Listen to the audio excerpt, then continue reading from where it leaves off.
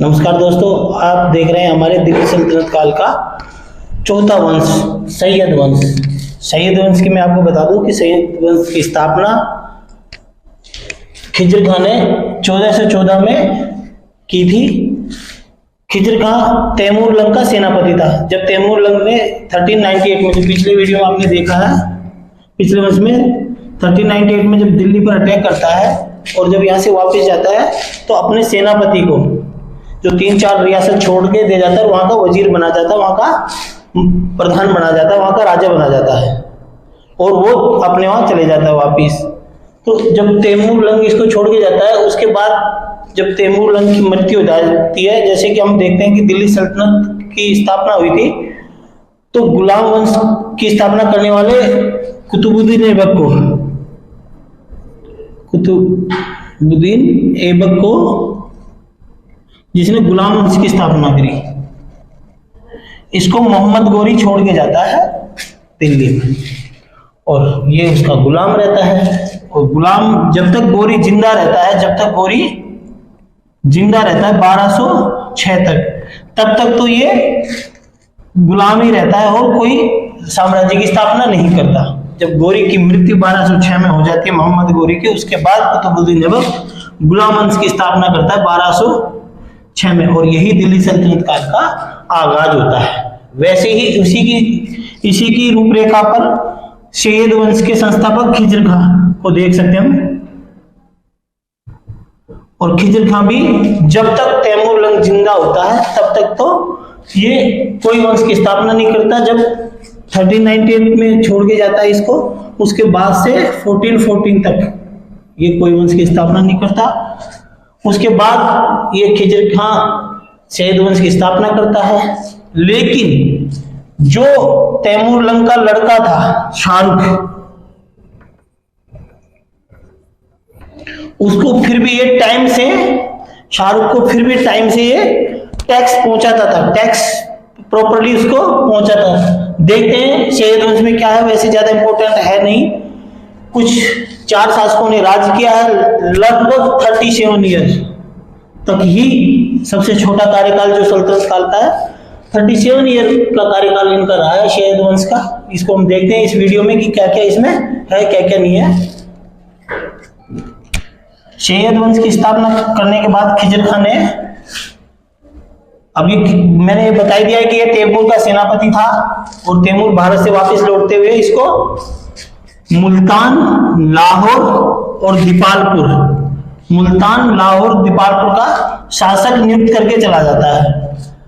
अच्छा, इसमें एक चीज खास बात यह है कि ये अपने जीवन भर इसने सुल्तान की उपाधि धारण नहीं करी। सुल्तान की उपाधि धारण नहीं की इसने।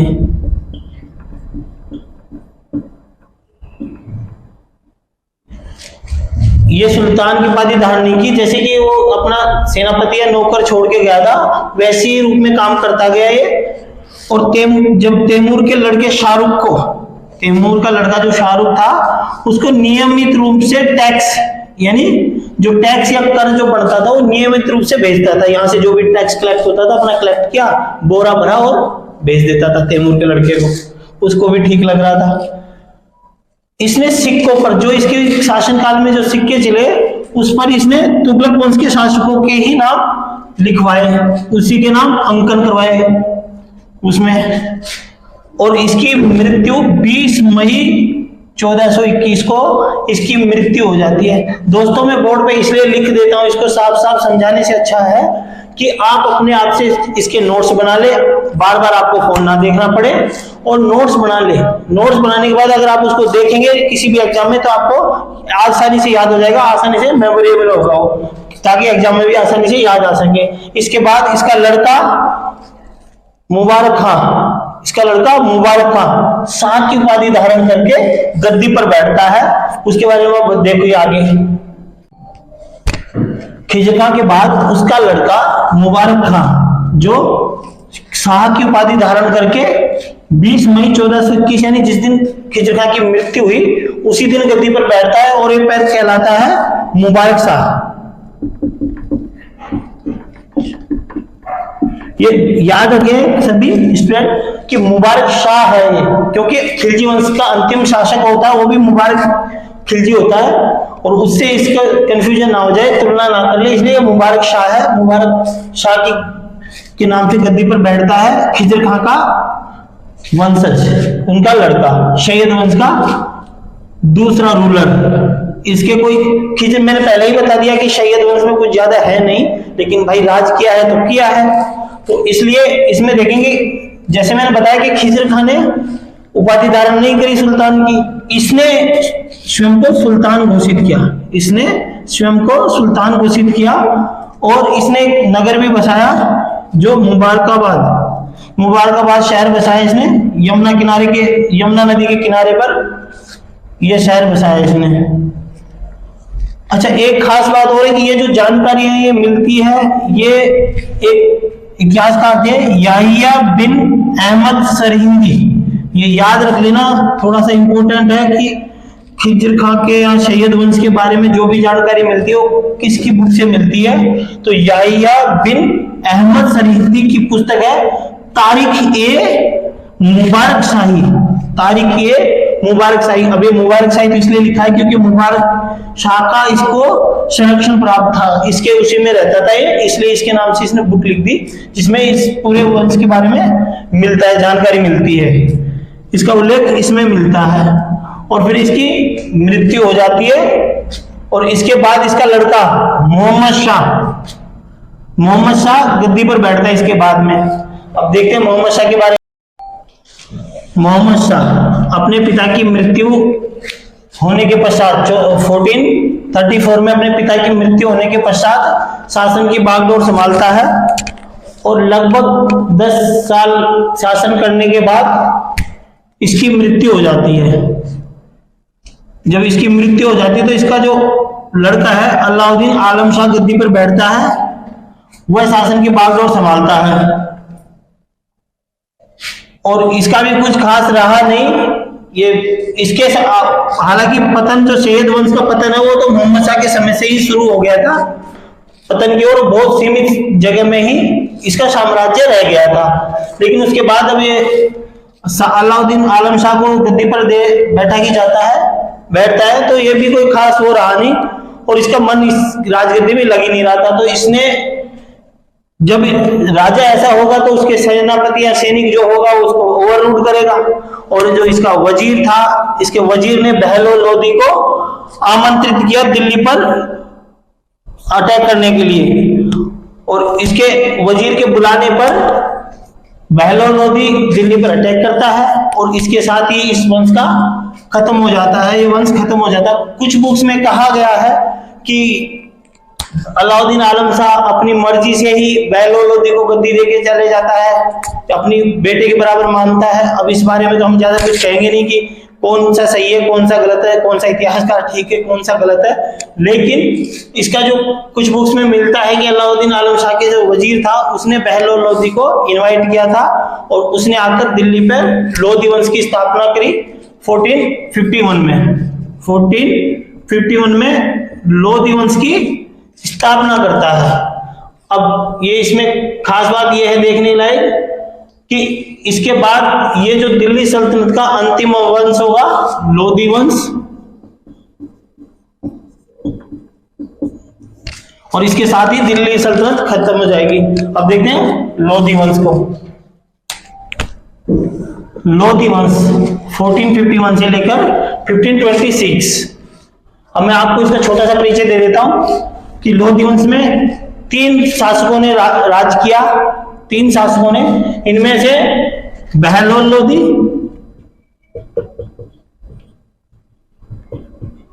जो अलाउद्दीन आलम शाह के जो वजीर था हामिद खान, उसके बुलाने पर दिल्ली की गद्दी पर आता है, दिल्ली पर अटैक करता है और दिल्ली पर शासन लोदी वंश की स्थापना करता है। उसके बाद सिकंदर लोदी, जो लोदी वंश का सबसे शक्तिशाली शासक माना जाता है, और इसके बाद जो तीसरा होता है इब्राहिम लोदी, तीसरा और अंतिम, और दिल्ली सल्तनत का भी अंतिम शासक। ये बहुत बार क्वेश्चन ये पूछा गया है कि सल्तनत काल का अंतिम शासक कौन था।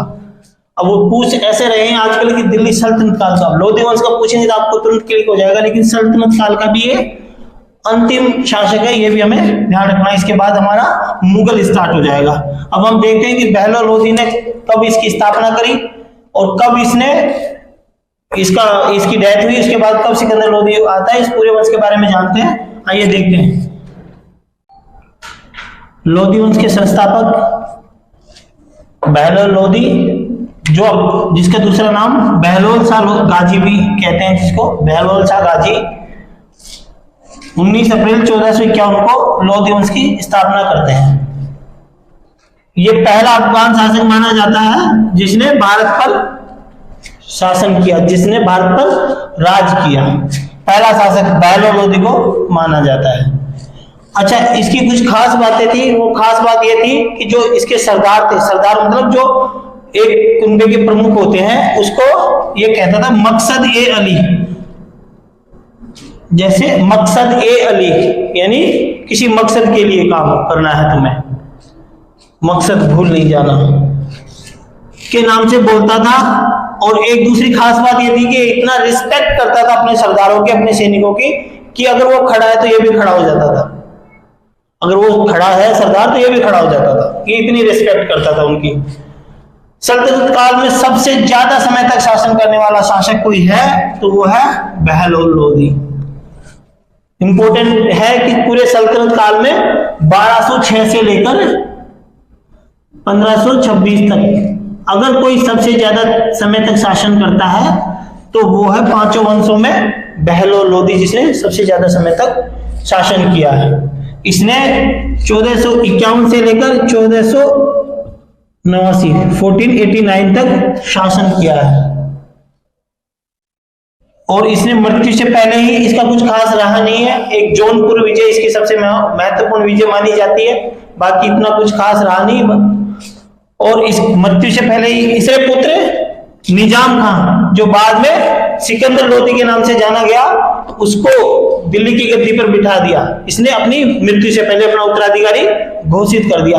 उसके बाद अब आ जाते हैं निजाम खान या सिकंदर लोधी। निजाम खान जब गद्दी पर बैठा सिकंदर शाह लोधी का से करके, सिकंदर शाह लोधी की उपाधि धारण करके दिल्ली की गद्दी पर बैठता है। बहलोल लोधी का तीसरा पुत्र है। बहलोल लोधी का जो बताया दिया, जिसने निजाम खान को अपना उत्तराधिकारी नियुक्त किया, ये सिकंदर शाह लोधी के नाम से दिल्ली की गद्दी पर बैठता है, जो सिकंदर लोधी के नाम से जाना जाता है। 17 जुलाई 1489 को दिल्ली की गद्दी पर बैठता है। इसके जो मुख्य काम है उसमें से सबसे मुख्य में एक ये है कि इसने आगरा शहर की स्थापना करी थी। आगरा शहर इसी ने बसवाया था। ये बहुत बार पूछा गया है रेलवे और एसएससी में कि आगरा शहर की स्थापना किसने की थी, और बहुत से बच्चे चूक जाते हैं इसमें। तो ये सिकंदर लोधी ने की थी। कोई सिकंदर दूसरे सिकंदर पोरस वोरस को कर देते हैं, वो नहीं है। सिकंदर लोधी ने ही आगरा शहर की स्थापना की थी, वो भी 1504 में है। उसके अलावा इसने जो जमीन मापने का जो यंत्र बनाया था, जमीन मापने के लिए जो गज जिसे कहते हैं गज, वो गजे सिकंदरी, जो गजे सिकंदरी का आविष्कार या आरंभ इसी के समय में हुआ था। जिसको जमीन मापने के लिए काम में लिया जाता है वो इसी ने करवाया था, गजे सिकंदरी का। दूसरा और था इसका कि एक आयुर्वेदिक ग्रंथ था, उसका इसने फारसी में अनुवाद करवाया था। जो हमारे, तो हमने पहले भी पढ़ा है कि जो भी हमारे ग्रंथ थे उनका फारसी और उर्दू में या तुर्की में अनुवाद करा के हमारे संस्कृत वालों को जला दिया गया था। तो ये फरंगे सिकंदरी के नाम से अनुवाद करवाता है, जो एक आयुर्वेदिक ग्रंथ का। इसके अलावा इसने नगरकोट के ज्वालामुखी मंदिर, जो नगरकोट का ज्वालामुखी मंदिर था, उसकी मूर्ति को तोड़कर इसने उसके टुकड़े टुकड़े करके जो कसाई होते थे उनको दे दिया था मांस तोड़ने के लिए। जो मूर्ति थी, ज्वाला माता की मूर्ति, उसको तोड़ के इसने कसाईयों में बंटवा दिया और उससे मांस तोड़ते थे। और इसके द्वारा एक काम और किया गया, जो ताजिया निकालते हैं मुस्लिम, जो ताजिया निकालते हैं उन पे इसने प्रतिबंध लगा दिया। साथ में ही जो औरतें पीर और संतों के मजारों पे जाती थी उस पर भी प्रतिबंध लगा दिया इसने कि कोई भी ताजिया नहीं निकलेगा, कोई भी इसके कोई औरत मजार पे नहीं जाएगी। और जो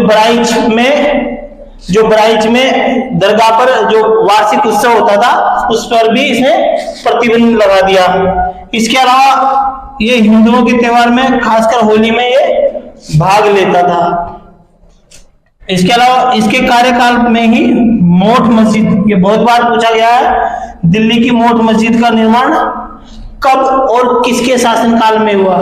तो दिल्ली की मोठ मस्जिद का निर्माण 1505 में इसी के कार्यकाल में हुआ था। इसके अलावा इसने जो चुंगी कर लगता था और जो जकात कर लगता था वो समाप्त कर दिया।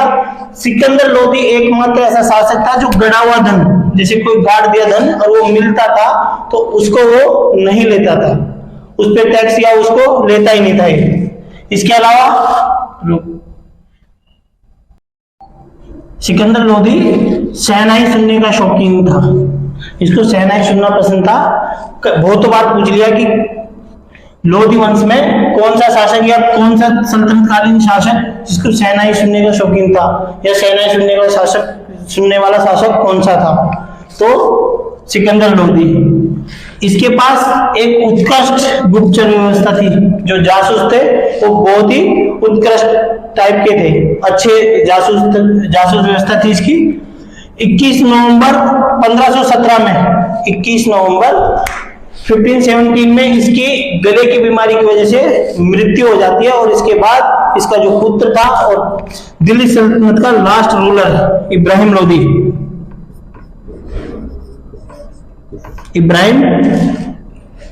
लोधी दिल्ली की गद्दी पर बैठता है 1517 को। 21 नवंबर 1517 को ही वो गद्दी पर बैठता है। और उसके बाद उसका दिल्ली सल्तनत का अंतिम शासक इब्राहिम लोधी 1517 से 1526 तक 21 नवंबर 1517 से 21 अप्रैल 1526 तक इसका शासनकाल रहा। गद्दी पर बैठते ही कुछ दिन बाद ही महाराणा सांगासीस को युद्ध करना पड़ गया। गद्दी पर बैठते ही जो खतौली का युद्ध था महाराणा सांगा के साथ करना पड़ा इसको, और इसमें इब्राहिम लोधी की हार हुई। इब्राहिम लोधी हार गया इसमें। इसके बाद 21 अप्रैल इसके जो मोस्ट और युद्ध है उसमें है 21 अप्रैल 1526 का, जो सब भारतीय इतिहास का सबसे महत्वपूर्ण युद्ध जिसे माना जाता है उनमें से एक है 1526 का पानीपत का प्रथम युद्ध। और यह है बाबर से, ये युद्ध है बाबर से। और इस युद्ध में भी इब्राहिम लोधी हार जाता है, इस युद्ध में भी इब्राहिम लोधी हार जाता है और वही युद्ध मैदान में मर जाता है। और दिल्ली सल्तनत काल में युद्ध मैदान में मरने वाला, युद्ध के ग्राउंड में जो मरने वाला ये एकमात्र शासक है इब्राहिम लोधी। इसके लिए इतिहासकार फरिश्ता कहते हैं कि ये इब्राहिम लोधी ऐसा शासक था जो एक सैनिक की भांति वो लड़ता रहा और लड़ते लड़ते अंतिम समय तक युद्ध मैदान में एक सैनिक की भांति ही मारा गया। ऐसा इसके लिए फरिश्ता जो इतिहासकार है उन्होंने कहा है। इसको बाबर को, अब बाबर जब 1526 में पानीपत के युद्ध मैदान में आया तो इसको बुलाने वाले एक तो पंजाब का जो शासक था दौलत खान लोधी और इब्राहिम लोधी का चाचा आलम खान ने और दौलत खान लोधी ने इसको दिल्ली पर अटैक करने के लिए बाबर को बुलाया था। बुलाते तो सब इसीलिए हैं कि आएगा और इसको हरा के हमें गद्दी पर बिठा जाएगा, लेकिन आने वाला तो फिर खुद ही गद्दी पर बैठ जाता है। इसी के साथ लोधी वंश खत्म, दिल्ली सल्तनत खत्म। अब आगे वंश चलेगा हमारा मुगल वंश, अगला चलेगा हमारा मुगल वंश। बाबर आता है 1526 में, पानीपत की पहली लड़ाई के बाद मुगल साम्राज्य की स्थापना करता है। अब आगे हम पढ़ेंगे मुगल वंश।